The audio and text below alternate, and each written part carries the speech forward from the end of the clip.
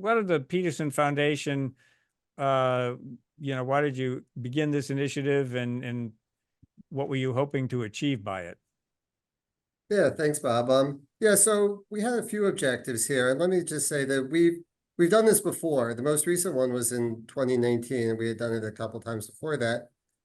But it's been 5 years, and things have changed. One thing that's changed is that the fiscal situation's gotten a lot worse. The debt to GDP ratio is 20 percentage points higher now than it was when we did this in 2019. So we're at about 100% of the debt held by the public is around 100% of GDP. And soon to cross its all-time high, probably within the next 3 years or so, and on a trajectory to keep rising after that. So we're concerned about where we stand right now and the lack of legislative progress over those past few years.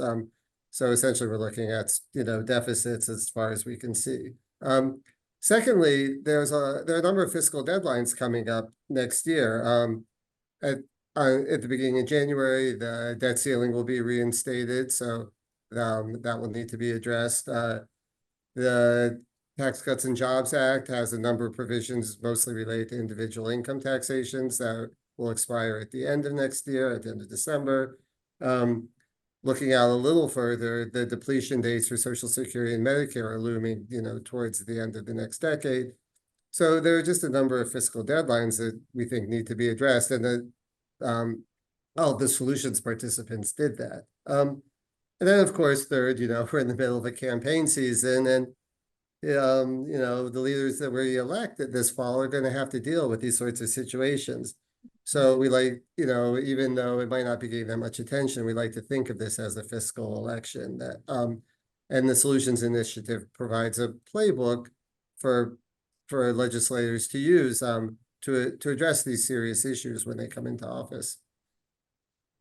I should note, I mentioned that there were 7 groups that participated, and so I'm gonna name them to give them their due. But was the American Action Forum, which is more of a center-right organization. The American Enterprise Institute, I think, is also considered on the right. The Bipartisan Policy Center, considered in the middle.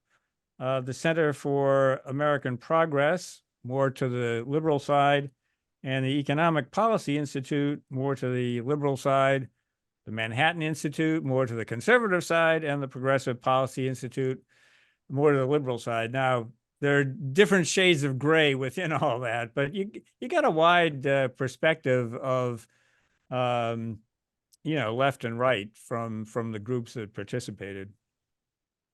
Yeah, that's right. So the idea was essentially to provide some sort of balance. So as you know, we had sort of 3 left-leaning groups, 3 right-leaning groups, Bipartisan Policy Center in the center. And so that generated a lot of different approaches. But the main point is that all 7 of them agreed that it was necessary to reduce the trajectory of the debt. Of course, they did it in different ways, but it's important that they all felt it was important. We did not give them a target. All we basically says, what would you do to address the trajectory? And they all reduced it substantially by a third, if not more. It also points out that there are just a lot of potential solutions. We got 7 comprehensive plans where there were a number of areas of agreement, but they came up with over 200 different policy options and they did it on both sides of the budget. So their policy options both address both spending and revenues. And that sort of demonstrates the point that we can't really address the fiscal issues that we face on just one side of the budget. The Washington Post had an interesting headline when they picked up this story, and they basically said, it's necessary to tame the national debt and surprisingly doable.